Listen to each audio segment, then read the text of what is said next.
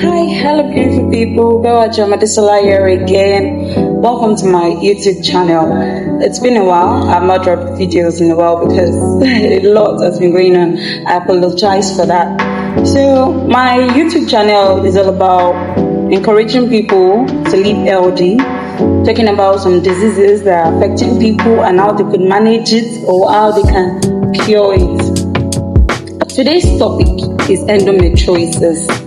It's a topic that is personal to me because I'm battling with it. Now, let me start with the definition of endometriosis. Don't mind me, I'll be glancing through my book because I had to jot some points down. I would also be talking about my personal experience with endometriosis. Endometriosis is a disorder in which the tissue similar to the tissue that lines the uterus grows outside the uterus in places where it does not belong. That means the tissue that's supposed to line your uterus is outside or is growing in places that does not belong, like in your pelvic region, creating like all those endometriotic clots or tissues round about the uterus and the pelvic region. So there are some common symptoms. So these symptoms are similar to PCOS or hormonal imbalance, but let's talk about symptoms, common symptoms of endometriosis.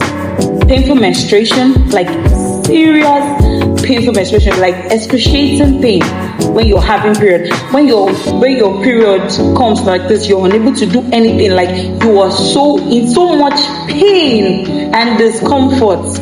Not just having mild pain that you can use something like to go. Even after using medication, that pain is not going during period, or the period is irregular, or you just have spotting, or the period is very heavy.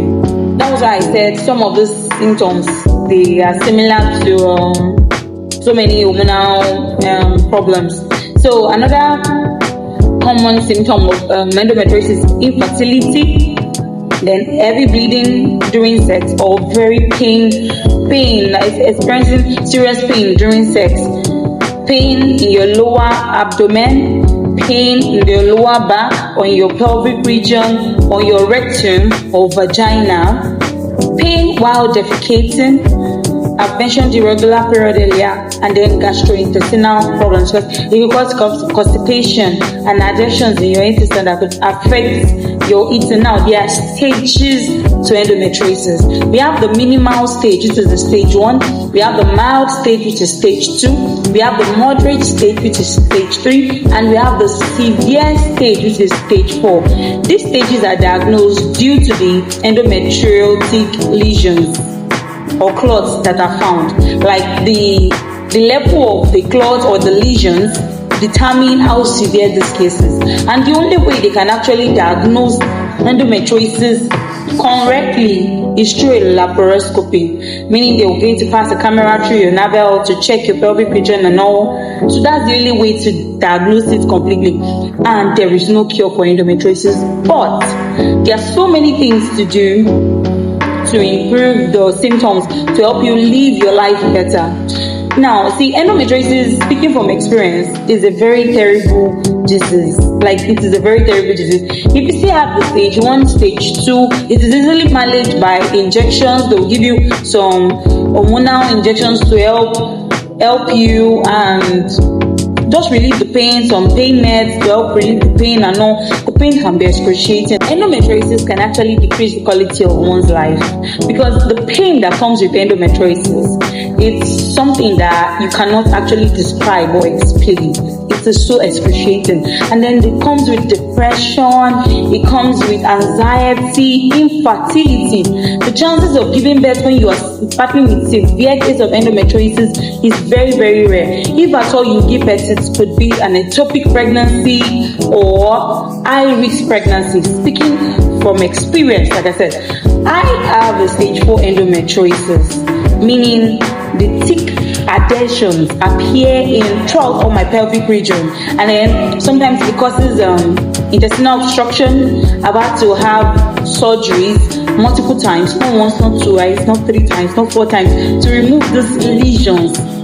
And sometimes the clot travels It has traveled to my heart before that they had to break the clot. It has gone to the liver before they had to break the clot. Currently, it has traveled to my brain. The clot has traveled to my brain, so causing seizures.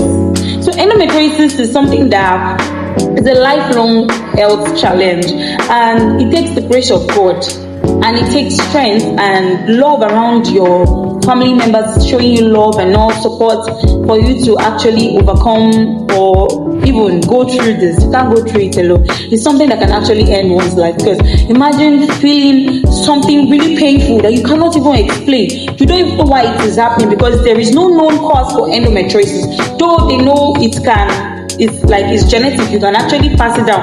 If you have cases of people that have severe infertility case in your family, it could be as a result of endometriosis. So it's in the gene. You can pass it through to your children. You might have gotten it from your grandmother, your mother, or what have you. But endometriosis is something that I can keep talking from now till tomorrow, and I will not stop talking about it, because there's a lot to cover when it comes to endometriosis. But from my experience, when these tissues, when they go to another organ, like for instance the intestine, it causes serious gastrointestinal problems that they might need to go in and solve. When it goes to the liver, it causes problem. If it travels to the lungs, you might start experiencing chest pain, trouble breathing. If it goes to the brain, seizure. These clots can travel anywhere. Sometimes in like the stage 1 or stage 2, they could advise you to take out all your reproductive organs, which is not the solution, because the clots might have traveled to another organ. So how many organs do you want to remove before getting rid of the problem? You can't remove all your organs, because you need to survive with the organs. So I don't know if you're out there and you're suffering with or battling with endometriosis. I would say stay strong. Stay strong. You can overcome. You can do it. There will be down times, because you're going to live the rest of your life in pain. That is the fact. Especially someone battling with stage 3 or stage 4 endometriosis. It is not child's play. You have to encourage yourself to get up from the bed. You have to encourage yourself to live like a good life, because this sickness can actually make you have a low quality of life. You won't be able to do anything. You feel so tired, you feel so weak, you are in pain every single moment of your life. And then you go to the doctor, they are telling you there's no problem, there's no solution. Till now, as at now, there is no solution for endometriosis other than giving you some hormonal injections or medications to help reduce the pain, and then give you pain medication. High pain medications like opioids or diclofenac and all to help with the pain. Still, these things do not take away the pain. They can only reduce the pain. So if you're out there and you're listening to this, or you have someone battling with endometriosis, support them, encourage them always, because it comes with depression. Imagine you living your life in pain. Temperament, you'll be so temperamental. Once in a while, when you're in pain, you're uncomfortable. You're wondering why you're battling with this, because there's no known cause for it yet. But you don't know why you are in pain, but the pain is refusing to go, and there is no solution. But like I said, there are things to ease the symptoms. I'm smiling about this because it's a very serious thing. You're out there, don't carry. So if you're battling with it, just keep encouraging yourself. You're going to get better. At Surface Holistic Wellness, because I work in an herbal clinic, endometriosis, the way we manage it here, we give you our Woman Plus and our Vistim. It helps ease the pain. It helps relax your muscles, calms your nerves. It helps those clots stay in one place, like they don't spread around and all. And then you are able to enjoy sex. Makes you very wet during sex, and reduce the pain that you feel during sex, reduce bleeding during sex. So that's what I use to manage my medication. I won't say I do not use pain reliever. We have pain reliever that I use, like injections, medications that I take. If I tell you I do not, that's a lie, because you need both orthodox and herbal. I take injections for the pain. I also take medications for the pain, but most importantly, I use herbs. So I do not really need to use the injections. or the medications, the orthodox, they are good, yes, but they cause serious damage. For instance, these analgesics that are given to us to help with the pain can cause kidney stone, and then in worst case scenario you could get addicted to these drugs, where sometimes you're placed on opioids like pentazocine, pethidine, or diadoplodine, all the like for serious pain and all that, and they have side effects. That's why I use herbs, and they are working. They help. I'm not saying it heals or takes or cures it, but it will help ease the symptoms. Perfect Human Plus helps with the symptoms, and the Vistin, it helps with the symptoms. It heals the symptoms.